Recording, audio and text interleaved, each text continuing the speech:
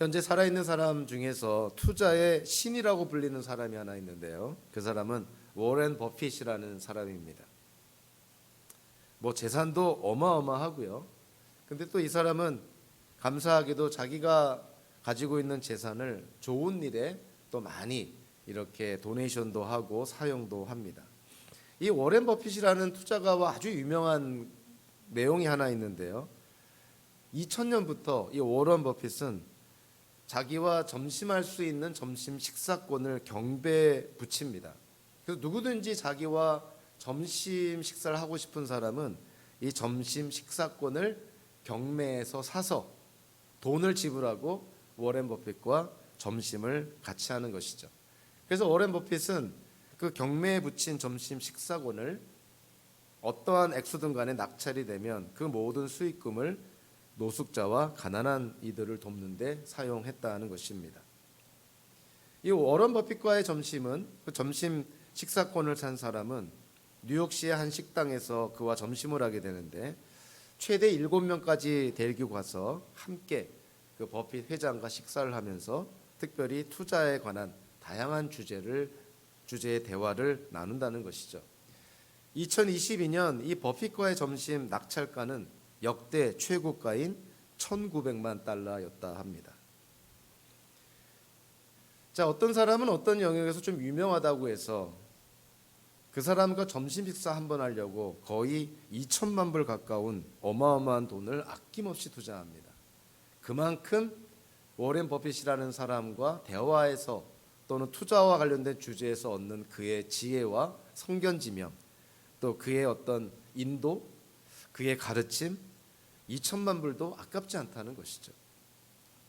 근데 사실 이들이 2천만 불을 가까운 돈을 들여서 워렌 버핏과 점심 식사하는 단 하나의 이유는 뭐냐면 결국은 자기의 이익을 위해서입니다. 이거는 세상을 위한, 좀 더 나은 세상을 위한 투자가 아니라 자기 자신의 이익을 위한 투자죠. 그러니까 이거는 엄밀한 의미로 보면 투자라기보다는 투기라는 표현이 더 맞는 것이죠. 자기가 앞으로 얼마나 더 돈을 많이 벌고 얼마나 더 자기가 갖고 있는 재산을 안전하게 지킬 것인가, 결국 그것을 위해서 지금의 2천만 불이라는 돈도 아낌없이 쓸 수가 있는 것이죠. 그러니까 자기를 위한 투자니까 이거는 투자가 아니라 투기라고 볼 수가 있는 것이죠. 현대를 사는 우리 기독교인들도 우리의 인생을 하나님 안에서 선한 목적을 위해서 투자하는 삶을 살 수도 있고요. 그리고 하나님 안에서지만 자기의 목적과 자기의 이익을 위해서 투기성의 삶을 살 수도 있습니다. 마치 자판기 신앙처럼 내가 하나님께 얼마만큼 봉사하고 헌신했으니 하나님께서도 나에게 그만큼의 결과, 그만큼의 좋은 것을 주셔야 된다는 소위 말하는 자판기 신앙을 가질 수가 있는 것이죠. 우리의 인생은 한마디로 투자입니다. 근데 우리의 인생을 어디에 어떠한 목적으로 그리고 어떠한 방법으로 투자하느냐에 따라서 우리의 인생은 정말 하나님께 쓰임받고 하나님께 영광을 돌리는 그런 투자가 될 수도 있고, 또 그것이 부정적인 방향으로 쓰여진다면, 부정적인 방향으로 투자가 된다면 그것은 그저 하나님이 배제된 나만을 위한 세속주의적인 투기에 지나지 않는 것이죠. 예수님께서 오늘 누가복음서 16장에서 불의한 청지기의 비유를 들어서 가르치십니다. 비유의 내용은 너무나 단순한 것이죠. 부자가 있었는데, 주인이 있었는데 그에게 재산을 관리하는 청지기가 있습니다. 얼마나 주인이 그 청지기를 신뢰했으면 자기의 모든 재산을 그 청지기에게 맡겼을까요? 자, 그런데 스물스물 이상한 소리가 들리기 시작을 합니다. 주인의 재산을 맡은 청지기가 지금 부정을 저지르고 있다는 것이죠. 그리고 그것이 사실로 판명이 됩니다. 그래서 주인은 그 청지기를 소환해서 통보하죠. 내가 너를 이제 해고, 파이어 시키겠다. 모든 것을 다 정리를 해라. 그랬더니 이 불의한 청지기가 생각을 합니다. 정말 그 표현대로 노동을 해서 살자니 자기의 그런 나이나 몸이 따라주질 않고, 또 누구에서 손을 빌려서 빌어먹자니 참 체면도 안 쓰고 자존심도 상하고, 그래서 그가 꾀를 하나 내는 것이죠. 주인에게 빚진 자들을 불러서 그 빚 장부를 위조해서 그들에게 일종의 호의를 베풉니다. 기름 100마를 빚진 자는 50말로 고치게 하고, 밀 100섬을 빚진 자는 그거를 80섬, 80섬으로 고치게 합니다. 그런데 오늘 비유에서 우리로 하여금 가장 당혹하게 하는 내용이 나오죠. 이 사실을 알게 된 주인이 그 불의한 청지기가 자기의 미래를 지혜롭게 준비했다고 해서 그를 칭찬했다는 내용이에요. 이 불의한 청지기가 이 두 빚진 자에게 삭감해준 그 빚의 액수가 그 당시의 액수로 따지면 1000데나리온에 해당됩니다. 한 데나리온은 한 노동자의 품삯이거든요. 그러니까 1000일 동안 한 노동자가 일할 수 있는 일에서 벌어들이는 수입을 그 불의한 청지기가 삭감해 준 거예요. 하루에 100불이라고 한다면 1000데나리온은 약 10만 불에 해당되는 큰 액수인 것이죠.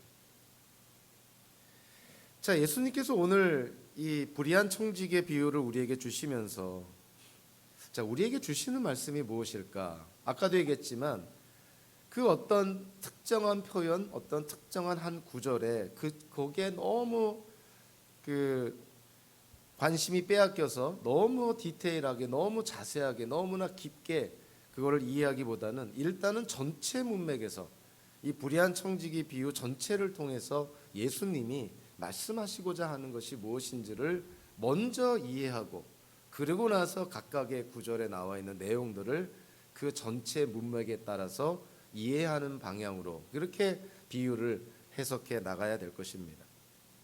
한마디로 투자에 대해서 말씀하고 있습니다. 하나님 안에서 진정한 투자, 그 진정한 투자에는 세 가지 요건이 있는데, 첫 번째 진정한 투자의 요건에는요, 동기가 있습니다. 왜 투자하느냐? 저와 여러분들이 인생을 투자한다고 했을 때, 우리가 시간을 투자한다고 했을 때, 또는 하나님이 우리에게 맡겨주신 어떤 돈을 투자한다고 했을 때 동기가 중요한 것이죠. 과정도 중요합니다. 그리고 결과도 중요하죠. 그러나 하나님이 가장 중요하게 여기시는 것은 동기예요. 우리가 왜 이 일을 하는가? 왜 우리가 여기에 투자하는가? 우리가 왜 여기에 시간과 돈을 쓰고 있는가? 그 동기가 뭐냐는 거예요.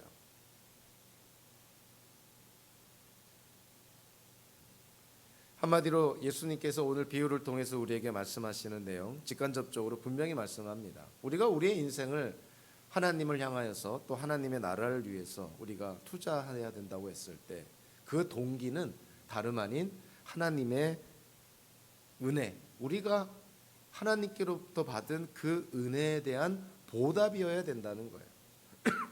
하나님께로부터 무언가 나중에 뭔가를 받기 위해서 우리가 투자하는 것이 아니라, 우리가 이미 하나님께로부터 많은 것을 받았으니 그 하나님께서 베풀어 주신 그 은혜, 선물, 축복에 대한 보답으로, 그 동기로 우리의 인생을 하나님 나라에 투자해야 된다는 것입니다. 사실 돌아온 탕자의 비유, 누가복음서 15장에 나오는 돌아온 탕자의 비유는 가장 유명한, 모든 이들이 가장 선호하는, 듣기 원하는 예수님의 비유라고 생각을 합니다. 근데 그와는 반면에 오늘의 비유인 불의한 청지기의 비유는요, 가장 악명 높은 비유죠. 누구라도 듣기 싫어하는, 들어도 이게 뭔 말인가 자꾸만 반감이 생기고 혼란에 빠지는 비유. 근데 놀랍게도 돌아온 탕자의 비유와 불의한 청지기의 비유가 연이어서 등장을 합니다. 여기에는 분명히 연관성이 있는 것이죠. 언뜻 보면은 너무나 상반된 이야기, 그리고 너무나 다른 세상과 관련된 예수님의 비유 같아 보이지만, 이 돌아온 탕자의 비유와 불의한 청지기의 비유가 연이어서 등장한다는 것은 여기에는 연결점이 있고 유사한 점들이 있다는 거예요. 그래서 어떤 성경학자가 이 돌아온 탕자의 비유와 불의한 청지기의 비유를 이렇게 비교하면서 세 가지의 아주 우리가 꼭 알아야 될 공통점, 두 개의 비유를 연결시켜주는 아주 중요한 세 개의 키포인트를 언급을 합니다. 첫째로 아들과 청지기 둘 다 똑같이 비유상에 나타난 거 보면 그들이 받았던, 아버지에게 받았던, 주인에게 받았던 간에 그들이 받았던 신뢰를 저버렸다는 거예요. 아들로서의 신뢰를 저버렸고 청지기로서의 신뢰를 저버렸다는 것이죠. 자, 그래서 돌아온 탕자의 비유나 불의한 청지기의 비유에서 보면 이 돌아온 탕자가 아버지에게 돌아올 때 변명을 하질 않습니다. 자기를 합리화하거나 또 자기가 그렇게 할 수밖에 없던 그런 어떤 이유를 상황화하지도 않아요. 어떠한 것도 변명하지 않습니다. 철저하게 깨달은 것이죠. 청지기도 마찬가지입니다. 주인에게 변명하지 못합니다. 명백한 증거가 있었고 그래서 주인으로부터 해고당한다고 했을 때 변명의 여지가 없는 거예요. 아들도 청지기도 아버지의 신뢰를 저버렸고 주인의 신뢰를 저버립니다. 아버지가 아들에게 맡긴 것 아들이 낭비해버리죠. 허랑방탕하게 낭비해버립니다. 주인이 청지기에게 맡긴 것 청지기가 허랑방탕하게 낭비해버립니다. 그래서 누가복음서 15장 13절에 며칠 뒤에 작은 아들은 제 것을 다 챙겨서 먼지방으로 가서 거기서 방탕하게 살면서 그 재산을 낭비하였다. 이 단어가 오늘 본문에 또 등장해요. 16장 1절에 보면 어떤 부자가 있었는데 그는 청지기 하나를 두었다. 그는 이 청지기가 자기 재산을 낭비한다고 하는 소문을 듣고서 작은 아들이 아버지의 재산을 갖고 가서 낭비했다. 주인으로부터 맡겨진 그 재산을 청지기가 낭비했다는 거예요. 아들도 아버지의 신뢰를 낭비합니다. 청지기도 주인의 신뢰를 낭비합니다. 아들이나 청지기나 아버지로부터 주인으로부터 용서를 받거나 또는 축복을 받거나 이런 거 기대할 수 없을 정도로 이들은 완전히 망가진 인생을 사는 것이죠. 아버지의 신뢰도 주인의 신뢰도 저버렸던 자들, 그러한 공통점이 있습니다. 또 하나는요, 아들과 청지기 둘 다 똑같이 놀라운 은혜를 경험합니다. 아들은 아버지로부터 용서함을 받는, 아들의 지위를 회복되는 아버지의 축복, 그 놀라운 은혜를 경험을 하게 되죠. 이 불의한 청지기는 놀랍게도 그의 주인으로부터 칭찬을 듣게 됩니다. 참 상상할 수 없는 놀라운 은혜를 이들이 지금 경험하고 있다는 것이죠. 그리고 두 이야기의 또 세 번째 중요한 공통점은요, 결말이 없다는 거예요. 큰아들에 대한 비유가 나오는데 큰아들이 나중에 어떻게 되었는지 결말이 없습니다. 이 불의한 청지기의 비유를 예수님이 말씀하시지만 이 불의한 청지기가 나중에 결국은 어떻게 되었는지에 대해서 결말이 없습니다. 일종의 오픈엔드로 끝나게 되죠. 열린 결말로 끝납니다. 그러니까 비유를 말씀하는 예수님께서 결론을 내려주지 않는 거예요.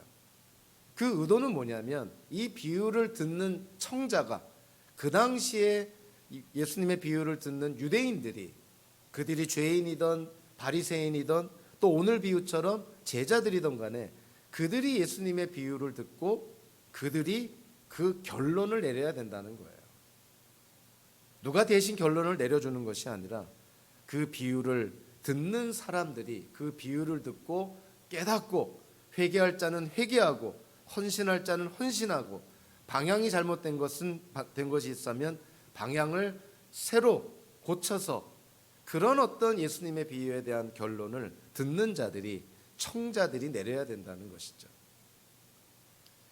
그래서 오늘의 비유의 결론도 물론 예수님께서 비유에 대한 해석도 해주시지만 그 비유의 자체를 바라보면서 저와 여러분들이 나름대로 우리 자신이 결론을 내려야 됩니다. 이 비유를 듣고 과연 나는 어떻게 살 것인가? 이 비유에서 예수님께서 우리에게 말씀하신 내용을 깨닫고 우리는 과연 우리의 인생을 어떻게 다시 방향 조정해서 어떻게 살 것인가? 그렇게 우리가 결론을 내릴 필요가 있다는 것이죠. 분명한 것은요, 불의한 청지기의 비유나 그 앞에 돌아온 탕자의 비유나 이 비유가 우리에게 얘기하는 것은 분명합니다. 아들이나 청직이나 그들이 뭔가 잘못을 했기 때문에 그 잘못한 것을 보상하기 위해서 뭔가를 해야 된다고 얘기하고 있지 않아요. 아들은 아버지의 재산을 다 낭비해 버렸으니 그걸 보상해라, 이렇게 말하고 있지 않습니다. 불의한 청지기가 주인의 재산을 위조장부를 만들어서 낭비했으니 그 피해를 불의한 청지기 내가 보상해라, 이렇게 얘기하고 있지 않습니다. 두 개의 비유는 잘못한 것에 대해서 보상하도록 뭔가를 해야 된다고 말하고 있지 않아요. 두 개의 비유에서 공통적으로 말하고 있는 것은 아들도 청지기도 잘 되고자 하는 그런 아버지의 마음과 주인의 마음을 우리가 기억하면 우리가 온전해지고 잘 되기를 바라시는 비유상의 아버지와 주인으로부터 그냥 그들이 베푸는 모든 것을 받으라고 초대하는 거예요. 뭔가를 요구하지 않습니다. 돌아온 탕자에게 요구하지 않습니다. 불의한 청지기에게 주인이 뭔가 요구하지 않습니다. 그들에게 아버지가 그들에게 주인이 베푸는 것을 그냥 받으라고 초대하는 거예요. 참 이걸 보면 우리의 구원이 마치 이와 같다라는 생각을 듭니다. 우리가 뭔가를 해야 해서 우리가 하나님께 지은 죄를 우리가 그거를 해결하기 위해서 우리로 하여금 하나님이 뭔가를 해야 된다고 말씀하는 것이 아니죠. 죄인들에게 하나님이 원하시는 것이 뭐예요? 그냥 하나님이 베푸시는 것을 받으라는 거예요. 우리가 뭐를 해야만 하나님이 주시겠다는 것이 아니라 하나님이 베푸시는 것을 그냥 겸허히 감사하게 두 손 내밀어서 받으라는 것입니다. 그것을 어떤 성경학자는 그것이 바로 믿음이라는 거예요. 하나님을 믿기 때문에 하나님이 베푸시는 것을 그냥 감사함으로 받는 것, 그것이 바로 믿음이다. 예수님의 비유에서 아버지와 주인은 당연히 하나님을 가리키죠. 그러니까 결국 이 두 개의 비유에서 예수님이 말씀하는 핵심적인 포인트 중에 하나는 그거죠. 하나님이 선물로 하나님이 베푸시는 그 모든 것들을 그냥 받으라. 아들에게 아버지의 용서를 받으라. 청지기에게 그 주인의 용서와 칭찬을 받으라. 그냥 받으라고 초대한다는 거예요. 지금도 하나님이 얼마나 많은 사람들을 초대합니까? 얼마나 많은 사람들이 하나님께서 무조건적으로 아무 조건 없이 주시는 용서와 구원과 영생을 받으라고 초대합니까? 문제는 하나님께 있는 것이 아니라 하나님의 초대를 거절하는 인간에게 있는 것이죠. 하나님은 누구라도 하나님께 나오는 자들을 하나님은 절대로 거절하지 않습니다. 그래서 돌아온 탕자도, 집안에 있던 탕자도, 불의한 청지기도 하나님은 다 부르시고 그들이 하나님께 나올 때 하나님은 그들에게 용서해 주시고 축복해 주신다는 것이죠.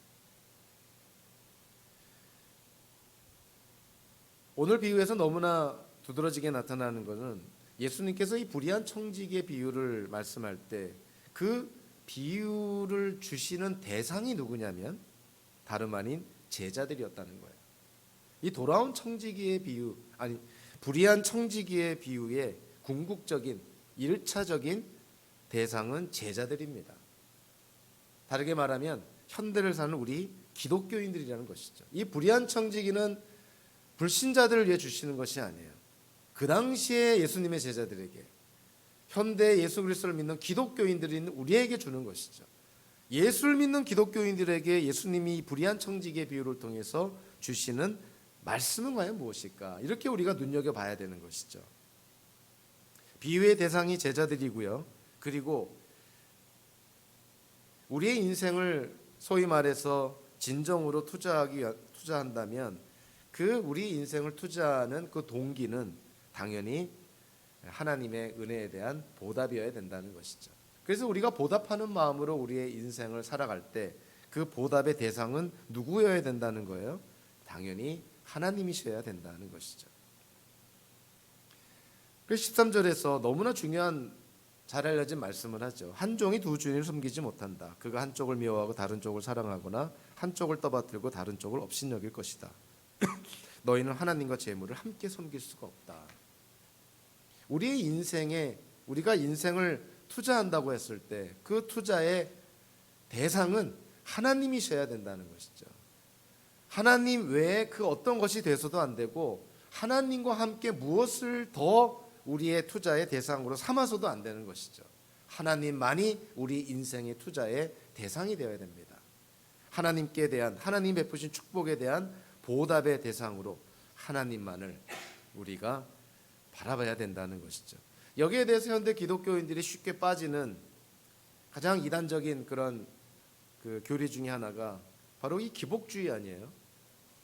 우리가 하나님께 받은 은혜에 감사해서 그래서 보답으로 우리의 인생을 하나님께 드리는 것인데, 우리의 몸과 마음을 우리의 인생을 하나님께 드리는 것인데, 하나님께 받은 은혜에 감사하는 동기로 드려야 되는데 하나님께로부터 뭔가를 더 받아내기 위한 목적으로 하나님께 우리의 뭔가를 드린다면 그것이 기복주의고, 그것은 진정한 투자가 아니라 말 그대로 투기인 거예요.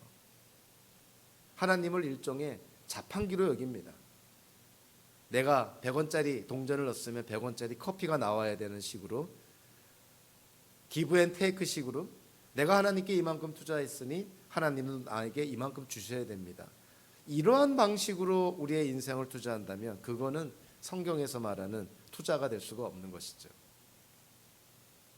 동기가 온전치 못한 그러한 우리의 인생의 투자, 그거는 결코 하나님 안에서 참된 진정한 투자가 될 수가 없다. 우리의 인생은 그렇게 사용이 돼서는 안 된다. 예수님께서 제자들에게 말하는 것이죠. 제자들, 너희들의 인생 그리고 너희들에게 맡겨진 재물, 그거를 그렇게 사용하면 안 된다. 하나님 나라를 위해서 사용을 해야지 세상 나라의 가치관을, 세상 나라에 추구하는 것들을 위해서 그렇게 인생을 사용해서는 안 된다라고 말씀을 하는 것이죠. 두 번째로, 투자의 동기가 하나님의 은혜에 대한 그런 보답의 마음으로 투자를 한다고 한다면 투자의 대상은 당연한 것이죠. 세상 나라가 우리의 투자의 대상이 아닙니다. 우리의 인생을 투자한다고 했을 때 이 세상 나라를 위해서 투자하는 것이 아니죠. 하나님의 나라를 위해서 투자하는 것입니다. 오늘 보면 8절에서 주인이 그 불의한 청지기를 칭찬하였다. 근데 이 부분에 있어서 제가 자세하게 들어가진 않겠지만 성경학자들이요, 이 부분에 대해서 약간 논란이 있습니다. 여기서 말하는 주인은 비유에서 나오는 주인이라고 해석을 하는 경우도 있고요.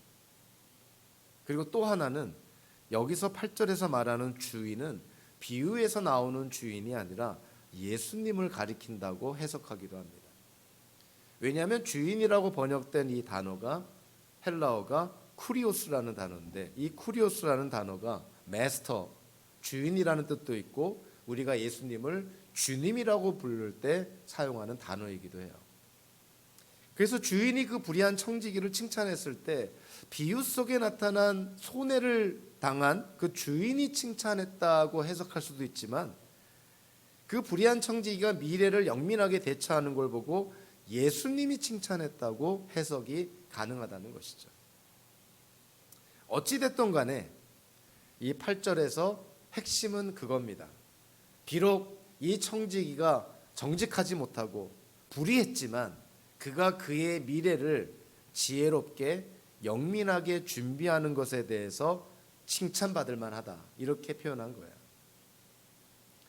우리 세번역 성경에서는 원인을 나타내는 접속사가 빠졌습니다. 주인은 그 불의한 청지기를 칭찬하였다. 그가 슬기롭게 대처하였기 때문이다 하고 그 다음에 사실은 왜냐하면이라는 단어가 들어가 있습니다. 그래서 헬라어 성경에 보면 8절 후반부가 그런 거예요. 왜냐하면 이 세상의 자녀들이 자기네끼리 거래하는 데에는 빛의 자녀들보다 더 슬기롭다.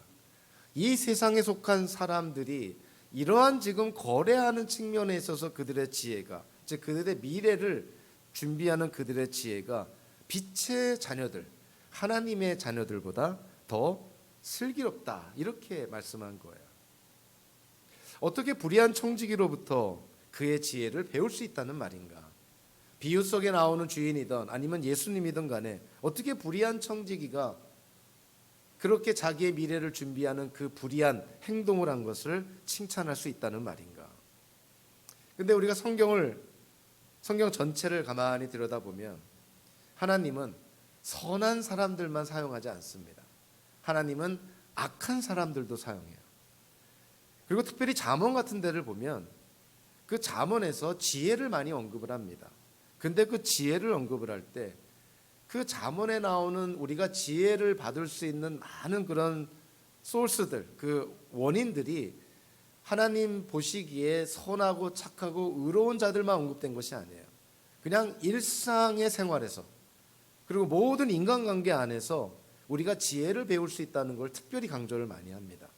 심지어는 미천한 동물, 미물로부터도 우리는 지혜를 배울 수 있다고 잠언 기자는 강조를 합니다. 하물며 오늘 비유에서 비록 불법적으로 불의하게 주인의 재산을 사용을 했지만 그 불의한 청지기에 자기의 앞날을 준비하는 그 지혜는 우리가 배울 수 있다는 거예요. 우리 가끔씩 그런 얘기합니다. 우리가 이단으로부터도 좀 배울 것이 있다. 뭐 깜짝 놀랄 말이죠. 뭐 이단으로부터 우리가 뭘 배울 수 있겠어요. 근데 우리가 이단으로부터 배울 것이 하나 있습니다. 그게 뭐냐면 그들은 악한 영의 미혹이 되어서, 악한 영의 현혹이 되어서 그들은 거짓 신과 거짓 진리를 참된 신과 참된 진리로 믿고 있죠. 그러다 보니까 그들은 거짓 신과 거짓 진리를 위해서 그들의 재산과 시간과 인생, 심지어 그들의 목숨까지도 다 바칩니다. 이단에 빠진 사람들이 그래요. 거짓 신과 거짓 진리를 위해서도 그들이 그렇게 헌신하는데 참된 하나님과 참된 진리를 믿는 우리 기독교인들의 인생은 그들과 비교했을 때 그들만큼 열심이 있을까? 그들만큼 열성이 있을까? 그들만큼 최선을 다할까? 예수님이 불의한 청지기가 그가 해고된 이후에 그의 미래를 이와 같은 방법으로 준비하는 지혜를 칭찬한 것.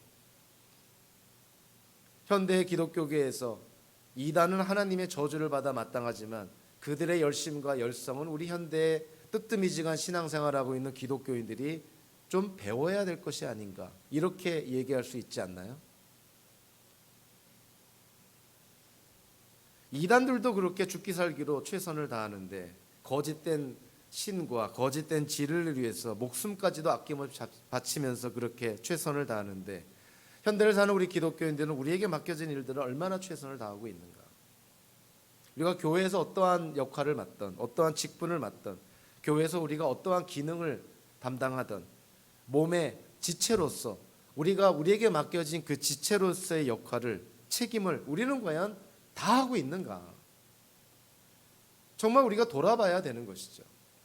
그저 시간이 남아서 여유가 있어서 그렇게 해서 교회에서 봉사하고 교회를 섬기는 것은 바람직하지가 않죠. 우선순위를 따져야 되는 것 아닙니까? 새로운 한 주간의 첫 시간을 예배를 드리는 이유가 뭡니까? 유대인들이 경작을 해가지고 첫 열매를 하나님께 드리는 이유가 뭡니까? 가장 먼저난 거, 가장 좋은 거, 우선순위에서 하나님을 예배하고 하나님을 하나님으로 인정하는 것입니다. 우리가 한 주간의 첫 시간을, 이 시간을 따로 구별해서 하나님께 예배드리는 이유가 뭐냐면 인생의 주인이 하나님이시고 온 세계 역사의 왕이 하나님이시니 하나님께로부터 우리에게 부어받은 이 시간, 그 시간 가운데 가장 첫 시간, 주일, 이른 아침 이 시간을 들여서 하나님께 예배하는 것, 어찌 보면 당연한 것 아니냐는 거예요. 자녀가 부모에게 효도할 때 부모가 연로해서 이제는 생계를 자녀에게 의존해야 될 때가 옵니다. 그럴 때 자녀가 자기네들 쓰고 싶은 거 다 쓰고 나서 나머지 남은 떨거지 그런 돈 몇 푼 가지고 부모를 섬긴다고 한다면 그게 효도라고 할 수 있겠냐는 거예요.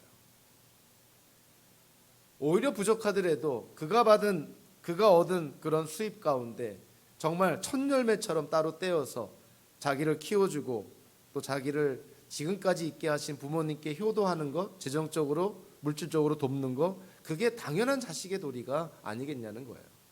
우리 상식적으로 다 합니다. 처음에 말한 그 자식들은 패륜하고 나중에 말한 자식들이야 진정 참된 자녀들이 아닌가. 하나님과 우리의 관계도 마찬가지인 것이죠. 시간이 남아서 돈이 남아서 여유가 있어서 교회를 섬기고 성도들을 돕고 하나님의 나라를 위해서 투자하는 것이 아닙니다. 우선순위의 문제인 거예요. 우선순위. 무엇을 가장 중요하게 여길 것인가. 근데 성경은 우리에게 분명히 약속을 하죠. 하나님께 우선순위를 두고 우리의 인생을 하나님께 맡기면 하나님이 그 인생 책임져 주시는 거예요. 하나님이 이스라엘 민족에게 약속합니다. 너희가 나의 말을 듣고 행하고 그럼 내가 너희의 하나님이 되고 너희는 나의 백성이 되리라. 내가 너희를 책임지겠다 이거예요. 이스라엘 민족이 하나님을 최우선순위에 두지 않습니다. 우상을 섬깁니다. 하나님보다 세상의 권력을 탐하고 세상의 재물을 탐하고 세상의 가치관을 쫓죠. 결국 하나님의 징계 가운데 그들이 망하지 않습니까? 불의한 청지기로부터 우리가 배우는 지혜가 여기에 있습니다. 그의 미래를 영민하게 준비했다. 저와 여러분들은 우리의 미래를 어떻게 지혜롭게 준비하고 있나요?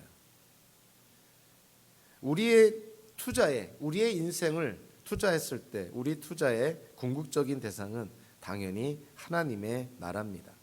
이 세상 나라가 될 수도 없고 이 세상 나라의 가치관을 따라서도 안 되는 것이고 비록 눈에 보이지 않지만 분명히 우리가 속한 하나님의 나라를 위해서 우리의 인생을 투자를 해야 되는 것이죠.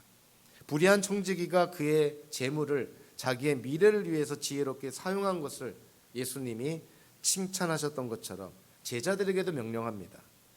제자들, 그들이 하나님께로부터 받은 어떠한 만큼이든 간에 세상의 재물, 시간, 그의 인생의 날수, 하나님의 나라를 위해서 투자하라는 거예요.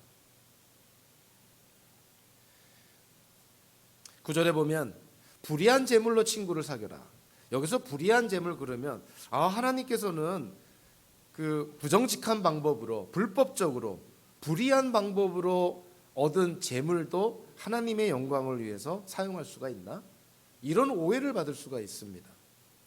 도박을 해서 남의 돈을 사기쳐서 번 수입을 가지고 하나님의 영광을 위해 사용할 수가 있나? 그런데 우리가 눈여겨좀 봐야 될 것은 여기서 말하는 불의한 재물이라는 것은 불법적인 방법으로 하나님 보시기에 부정직한 방법으로 모은 재물을 의미하기보다는 세상의 재물에 대한 일반적인 표현으로 이해를 합니다. 그러니까 여기서 이 불의한 재물이라는 것은 우리가 이 세상에 존재하는 모든 재물들을 일반적으로 표현하는 것이죠.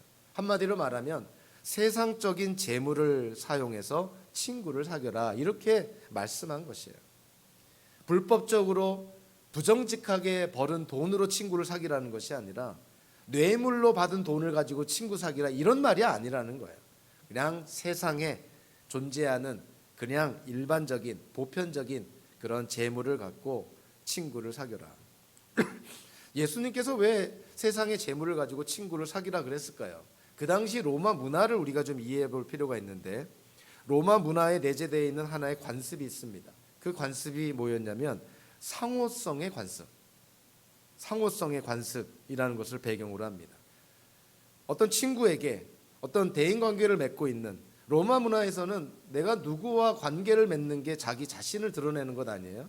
그래서 식탁 교제가 중요한 것 아닙니까? 누구와 밥을 먹느냐가 그 사람이 누구인지를 보여주는 거예요. 그러니까 누구와 식사를 하느냐가 그 사람의 사회적인 지위를 나타내는 거예요. 예수님께서 죄인들과 세리들과 밥을 먹었을 때 유대인들이 경악을 합니다. 아니 하나님의 율법을 아는 저 랍비 같은 예수님이 왜 세리와 죄인들과 밥을 같이 먹을까? 왜 이방인들과 밥을 같이 먹을까?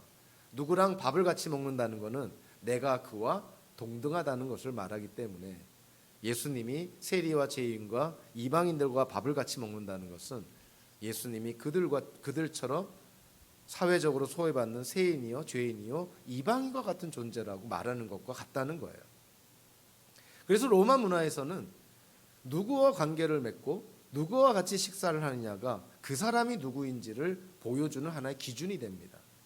그래서 여기서 나오는 당연한 관습 중에 하나가 뭐냐면 내가 누구에게 어떤 경제적인 혜택을 베풀면 그 혜택을 받은 그 사람은 그 혜택을 갚아야 될 책임이 있어요. 이게 상호성의 관습입니다. 내가 누군가에게 점심을 사면 나에게 점심을 얻어먹은 그 사람은 언젠가는 나에게 점심을 사줄 책임이 있다는 거예요. 그게 로마의 문화라는 것이죠. 예수님께서 그 당시에 로마가 세상을 지배하고 있는 그 당시에 제자들에게 말하는 것입니다. 여러분들이 이 세상의 재물을 가지고 친구를 사귀면, 즉 친구의 어려움을 돕고 친구의 필요를 채워주고, 쉽게 말하면 친구에게 투자라면 그 친구가 나중에 당신이 어려울 때 당신을 돕지 않겠느냐. 그게 우리가 속한 로마 문화의 하나의 관습 아니냐. 아니, 로마의 그런 관습도 그런데 어떻게 세상의 재물을 갖고 그렇게 미래를 준비할 줄 모르냐. 이렇게 제자들을 지금 어찌 보면은 간접적으로 꾸짖고 있는 것이죠. 그래서 오늘 비유에서 나오는 빚을 탕감받은 그 사람들이, 예를 들면 소작인들이 그 청지기가 베푼 그 은혜를 나중에 갚아야 될 의무가 당연하게 전제가 되고 있는 거예요.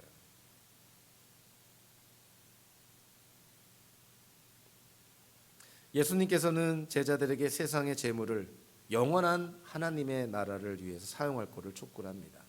불의한 청지기도 로마 문화의 관습에 따라 그렇게 호의를 베품으로 말미암아 나중에 그들로부터 호의를 받을 것을 그렇게 기대하며 자기의 미래를 준비했는데, 그러한 지혜가 있는데 왜 하나님 나라의 백성들, 왜 예수님의 제자들은 그렇게 지혜롭지 못하는가? 이렇게 예수님께서 지금 간접적으로 지금 책망도 하고 계시는 것이죠. 기독교인의 인생, 저와 여러분들이 하나님께서 허락하신 인생의 날수를 우리가 채워 나아갈 때 우리의 인생의 남은 날들, 우리의 미래, 우리는 과연 어디에다가 어느 방향으로, 어느 목적으로, 어디를 향해서 우리의 인생은 투자가 돼야 될까? 당연히 하나님 나라에 투자가 돼야 됩니다. 만약에 재물을 포함해서, 시간을 포함해서, 우리의 전문성과 우리의 직업을 포함해서 우리에게 주어진 모든 것을 유한하고 불의하고 당연히 하나님의 심판 안에 놓여있는, 하나님의 저주 아래 놓여있는 이 세상 나라에 투자한다면, 우리 기독교인이 갖고 있는 그와 같은 것들을 이 세상 나라에 투자한다면 그것처럼 어처구니 없는 일은 없다는 거예요. 한번 생각해 보라는 거예요.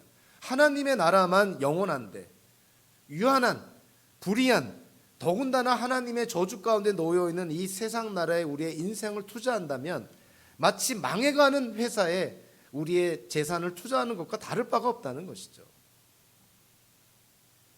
침몰해 가는 배에서 의자를 고치는 그러한 어리석은 행동이나 다를 바가 없다는 거예요. 그러니까 우리의 인생을 어디에다가, 궁극적으로 누구에다가, 무엇을 위해서 우리의 인생은 사용되어야 할까? 우리 기독교인들이, 저도 그렇지만 여러분들도 살아가면서 많은 혼선을 빚고 혼란을 빚고 답답해할 때가 있습니다. 근데 적지 않은 경우에 왜 그렇게 답답해하고 혼선을 빚고 어려움을 겪게 되냐면, 이거 항상 그런 것은 아니지만 많은 경우에 그렇다고 생각을 해요. 우리가 옳다고 믿는다는 것과 실제로 우리가 살아가는 삶이 일치하지 않을 때, 우리는 무엇이 옳다는 걸 압니다. 이것이 진리라는 걸 알아요. 하나님이 우리에게 이렇게 살라는 것을 압니다. 이렇게 사는 것이 성도의 삶이라는 걸 알아요. 그런데 얼마나 많은 때 우리가 알면서도 살지 못하는 거예요. 알면서도 우리가 불순종하게 되는 거예요. 그럴 때 우리는 혼란을 빚어요. 혼선을 빚고 갈등을 하게 되고 행복하지가 않습니다. 하나님께서 우리에게 허락하신 물질을 하나님의 나라를 위해서 우리가 사용한다면, 우리가 손해보는 것 같지만, 낭비하는 것 같지만 절대로 낭비도 아니고 절대로 손해가 아니라는 것이죠. 결코 손해보지 않는 하늘나라의 어카운트에 우리가 세이빙을 한다면, 하늘나라 은행에 어카운트가 있는 그런 거기에 쌓여져 있는 우리의 재물은 결코 썩거나 좀슬지 않는다는 것이죠. 그게 예수님의 말씀 아니에요. 우리의 재물을 하늘에다 쌓아두라. 그러니까 하나님의 나라를 위해서 우리에게 주어진 것을 사용하라는 것이죠. 그리고 오늘 본문에서 우리의 인생을 투자해야 된다고 했을 때, 투자의 동기가 하나님의 은혜에 대한 보답이요, 투자의 대상이 이 세상 나라가 아닌 하나님의 나라요. 그러면 투자의 목적이 뭐냐면, 우리가 하나님께로부터 또 다른 축복을 받아서 뭔가를 이 세상에서 쌓기 위해서, 축적하기 위해서 투자하는 것이 아니라, 오늘 비유에서 그리고 성경 전체를 통해서 분명하게 말씀을 하죠. 우리의 인생이 하나님께 투자하는 것, 우리의 인생이 하나님 나라에 투자하는 것은 사실 나누는 데 있습니다. 나눔이 없는 투자는 성경적이지 않다는 거예요. 오늘 본문 9절에서 불의한 재물로 친구를 사겨라. 한마디로 이 세상의 재물을 가지고 친구들에게 필요한 궁핍한 친구들에게 나누라, 이렇게 이해가 되는 것이죠. 그들을 위해서 불의한 재물을 사용하라는 거 아니에요? 사실 성경에서 예수님께서 우리에게 말씀을 하시죠. 누군가 식탁으로, 누군가 집으로 초대해서 식사를 대접할 때 누구를 대접하라 그럽니까? 갚을 능력이 없는 사람들을 초대해서 그들에게 식사도 대접하고 그들을 환대하라. 불의한 재물로 친구를 사귀라 했을 때 불의한 재물, 이 세상의 재물을 가지고 돈 많은 사람들을 사귀라는 것입니까? 권력 있는 사람들을 사귀라는 것일까요? 그렇지 않습니다. 어려운 사람들을 위해서 그 불의한 재물을 사용하라는 것이죠. 궁핍한 사람들을 위해서 불의한 재물을 사용하라는 거예요. 그러면서 9절에서 약속을 합니다. 내가 너희에게 말한다. 불의한 재물로 친구를 사귀어라. 그래서 그 재물이 없어질 때 그들이 너희를 영원한 처소로 맞아들이게 하여라. 너희를 영원한 처소로 맞아들이게 하라. 영원한 처소로, 이거를 헬라어 성경을 문자적으로 번역하면 영원한 장막들로라는 뜻이에요. 세상의 재물을 가지고 주변에 어려운 사람들을 돕고 그래서 그들과 좋은 관계를 맺는다는 것은 나중에 때가 됐을 때 너희들이 영원한 장막으로 들어가게 된다. 여기서 영원한 장막들이라고 표현을 했는데 이 영원한 장막들은 어떠한 의미가 있을까요? 믿는 자들, 기독교인들, 신자들이 죽어서 가는 장소 또는 예수님의 재림 때 주어지는 처소를 가리킵니다. 그러니까 우리가 이 세상을 살 때 하나님께서 허락하신 그런 재물로 사회에 소외받은 사람들을 돕고 그들에게 나누고 이러한 삶을 산다면 그것이 하나님의 나라를 위해서 투자하는 것인데, 그렇게 산다면 예수님이 이 땅에 다시 오시거나 아니면 우리가 세상을 떠날 때 우리가 영원한 처소, 영원한 장막들에 들어가게 된다는 거예요. 다음에 나오는 거지와 나사로의 비유에서 거지 나사로가 결국 귀착하게 되는, 거지 나사로가 결국 들어가는 곳이 어디입니까? 아브라함의 품이다. 부자가 던져진 지옥 음부와는 반대 곳이라는 거예요. 친구들이 너희를 영원한 처소로 맞아들이게 하라 했는데 여기서 친구들은 누구길래 우리를 영원한 장막으로 맞아들일까? 거지와 나사로의 비유처럼 우리가 여기서 친구들은 천사들로 이해가 됩니다. 천상의 존재들인 천사들이 우리가 세상을 떠날 때나 아니면 예수님이 재림해서 이 땅에 오실 때 우리를 영원한 장막으로 인도할 것이다. 이렇게 지금 말씀하고 있는 것이죠. 그러니까 우리가 현대를 살아가면서 눈에 보이는 이 물질 세계, 눈에 보이는 이 세상에 살다 보면 우리가 시선을 놓치고 어찌 보면 큰 그림을 놓치고 살 때가 많이 있는데, 이러한 예수님의 비유는 우리에게 큰 그림을 제공합니다. 이 세상이 전부가 아니고 우리에게 주어진 재물도 유한하고, 그러니 유한한 세상에서 유한한 재물을 갖고 영원한 하나님의 나라, 영원한 하나님 나라의 가치를 위해서 사용해라. 그러면 쉽게 말하면 예수님이 이 땅에 다시 오실 때 천사들이 우리를 영원한 장막으로 인도해 줄 것이다. 그렇게 지금 예수님이 말씀하고 있습니다. 어느 사람이 통찰력 있게 얘기를 하죠. 빈익빈 부익부. 너무나 잘 아는 말씀이죠. 가난한 자는 더 가난해지고 부자는 더 부자가 되는 것. 자본주의 사회, 자본주의 국가에서 당연하게 나타나는 결과라고 우리가 생각을 합니다. 근데 이 당연하게 나타나는 빈익빈 부익부 현상이 가장 비성경적이고 가장 적그리스도적인 결과라는 것도 우리가 또 알아야 돼요. 이거는 결코 우리가 용납하고 인정할 수 있는 하나의 선택적인 것이 아닙니다. 하나님 보시기에 가장 악한 결과라는 것이죠. 예수님께서 이 공생의 기간 동안에 얼마나 많이 강조를 합니까? 사회에서 소외받은 사람들을 꼭 그들을 챙겨라. 그들의 부족과 필요를 채워줘라. 고아와 과부, 이방인들, 생활 그 근거가 없는 사람들, 소외받은 사람들, 천대받은 사람들, 멸시받는 그러한 사람들을 돕는 것이 너희들이 할 일이다. 어찌 보면 교회를 향해서 예수님께서 책망하는 것이죠. 큰 교회 건물을 짓고 큰 땅을 사고 무슨 큰 사역을 하고 이게 중요한 게 아니라는 거예요. 사회에서 소외된 사람들에게 교회가 조금이라도 예수님의 말씀대로 행한다면 그것이 하나님의 나라를 위한 것이라는 거예요. 조금이라도 가난한 사람들이 그 가난을 덜 수만 있다면, 빈익빈 부익부가 일어나지 않는다면 그것이야말로 하나님께서 기뻐하시는 사회라는 것이죠.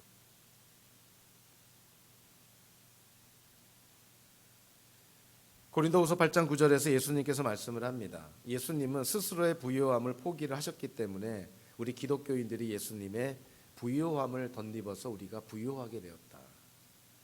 예수님은 하나님으로서의 부요함을 스스로 포기하셨기 때문에, 가난하게 되셨기 때문에 예수님의 그 스스로 가난해지심으로 말미암아 예수를 믿는 우리들이 부요하게 되었다. 이렇게 사도 바울이 언급을 합니다.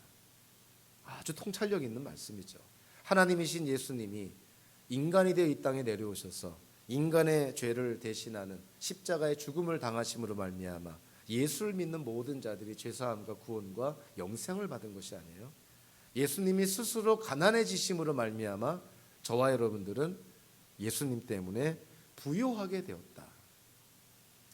예수님이 예수님의 부요함을 우리에게 나눠주셨기 때문에 우리 기독교인들은 예수님의 부요함을 받아 누리고 있다는 것이죠.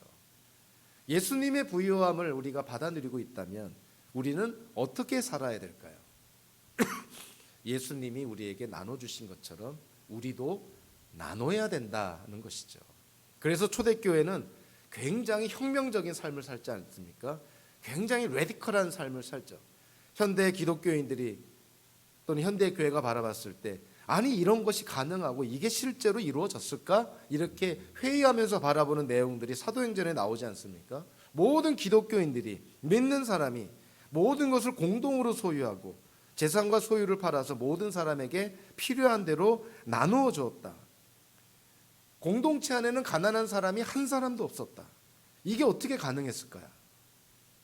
예수님의 부요함을 우리에게 나눠주심으로 기독교인들이 부요하게 되었다는 것을 믿었기 때문에 초대교회 성도들은 예수님이 부요함을 나눠주신 것처럼 그들의 재물의 부요함을 나눠준 것입니다.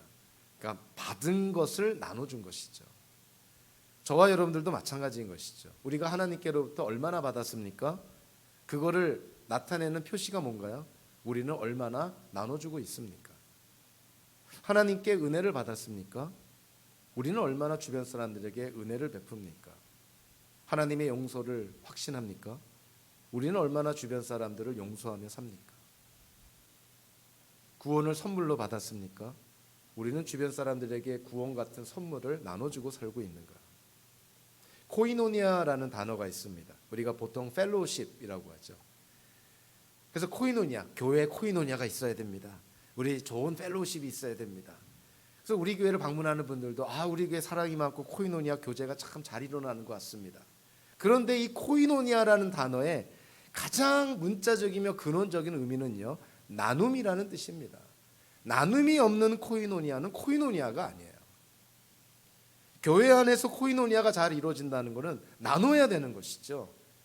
하나님의 말씀도 나누고 시간도 나누고 경우에 따라서 물질도 나누고, 나눔이 없는 코이노니아는 코이노니아가 아닙니다. 그것은 성경적인 교제가 아닌 것이죠. 그래서 교회 안에서 우리끼리만 코이노니아 하자, 그거 성경적이지 않아요. 진정한 코이노니아는 교회 밖을 향해야 되는 것이죠.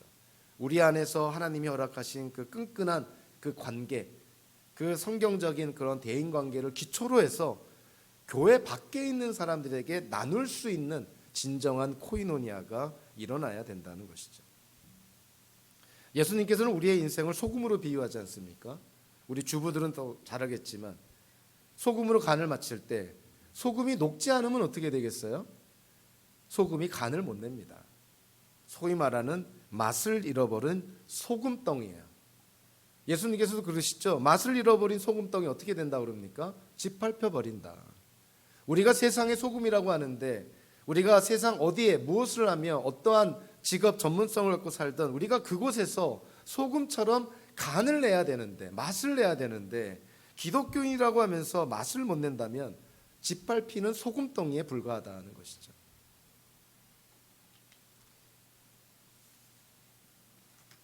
어떤 학자가 언어를 중심으로 재물이라는 것을 언급을 합니다. 우리가 불의한 재물로 친구를 사겨라.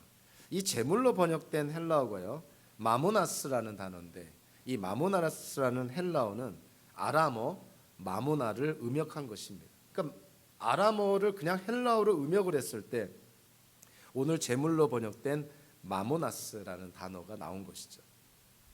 근데 이 아람어 마모나는요, 어떠한 의미가 있냐면 신뢰를 뜻하는 아만이라는 단어에서 파생이 됐고요. 이 아만이라는 단어는 우리가 잘 아는 아멘의 어근입니다. 그러니까 이 아모나라는, 이 마모나라는, 이 결국은 재물과 물질로 번역된 이 맘몬이라고까지 번역된 이 마모나라는 단어가 자칫 방향을 잘못 잡으면 아멘의 대상이 된다는 거예요. 우리에게 그대로 이루어지기를 원합니다 하고 우리가 아멘 하잖아요. 그 아멘의 대상이 이 재물이 될 수가 있다, 이렇게 해석을 하시는데 참 통찰력 있는 언어적인 그런 해석이라고 생각을 합니다. 그러니까 마모나, 아람어로 물질을 가리키는 이 마모나라는 단어에는 아멘의 의미가 있다는 거예요. 이게 사람들이 그만큼 빠질 수 있다는 거예요. 하나님을 대신해서 아멘의 신뢰의 대상으로 삼을 수 있는 것이 아람어로 마모나, 그것이 오늘 본문에 나오는 재물이라는 거예요. 그래서 13절에서 예수님께서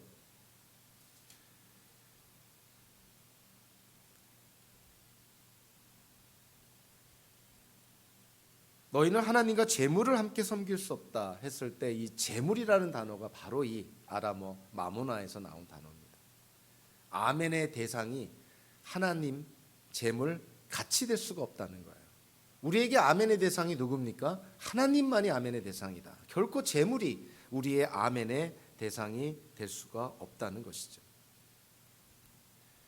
우리는 그 세계관에 관련된 아주 핵심적인 책 중에 하나에서 그러한 내용을 강조를 합니다. 구조와 방향이라는 것을 강조를 합니다. 하나님이 세상을 창조했을 때 구조는 선악과 사건이 있기 전이나 후나 여전히 존재한다는 거예요. 지금도 그 구조는 존재한다는 거예요. 하나님의 창조의 구조는 존재한다. 그러나 죄로 말미암아 뭐가 변했냐면 방향이 변했다는 거예요. 방향이. 하나님이 우리를 지으셨을 때 인간의 구조는 변하지 않는다는 것이죠. 그런데 우리가 살아가는 삶의 방향이 바뀌었다는 것이죠. 하나님과의 관계의 방향이 바뀌었다. 그러니까 구조는 변하지 않은데 방향이 변질됐다는 거예요. 자, 그걸 다르게 표현하면 변질된 방향을 회속하면 하나님이 지으신 구조의 원래 목적을 이룰 수가 있다는 거예요. 우리 기독교인들이 그렇게 회복되어 가고 있다는 거예요. 방향이 변질됐던 삶을 살았던 우리가 그 방향을 돌이키는 회개로 말미암아 이제 우리가 하나님이 우리를 지으신 원래의 목적대로 살아가려고 지금 노력하고 있다는 것이죠. 회복되어 가고 있다. 재산, 재물, 돈, 부 결코 악한 것이 아닙니다. 그러나 뭐가 악하냐면 이 재물과 부에 대한 인간의 태도가 악하다는 것이죠. 그래서 재물과 부에 대한 인간의 태도는 결코 중립적이지 않습니다. 나는 돈에 대해서 중립적인 자세를 갖고 있습니다. 새빨간 거짓말이죠. 재산에 대해서, 돈에 대해서 우리가 성경적인 관점을 갖거나 세속적인 관점을 갖거나 둘 중에 하나예요.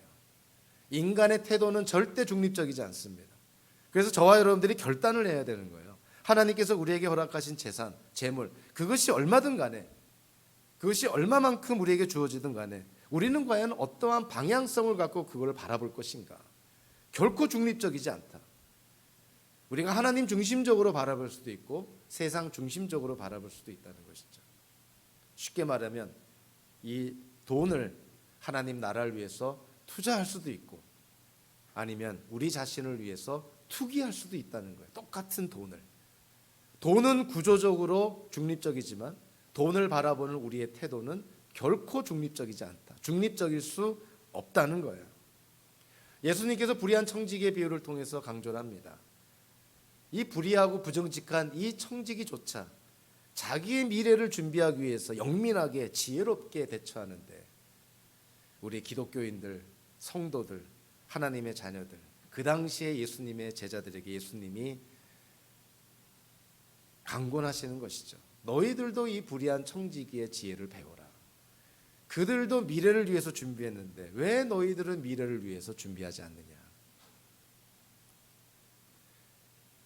한마디로 저와 여러분들의 인생은 하나님 안에서만 영원한 가치가 있습니다. 하나님을 떠난 우리의 인생은 유한하고 부족하고 결점투성이고 불완전합니다. 하나님 안에만 있으면 우리의 인생이 가치가 있는 것이죠. 그리고 하나님 안에 우리의 인생이 투자가 됐을 때 그 투자의 결과는 영원한 가치가 있습니다. 저와 여러분들 오늘 이 불의한 청지기의 비유를 통해서 우리에게 주어진 것이 무엇이든 시간, 재물, 인생, 재능, 우리의 전문성, 직업 어떤 것이든 간에 우선순위를 두고 하나님께, 하나님의 나라를 위해서 귀히 쓰임받는 저와 여러분들 되시기를 주님의 이름으로 축원합니다. 기도하겠습니다. 사랑의 하나님 감사합니다. 오늘도 주의 말씀을 통해서 눈에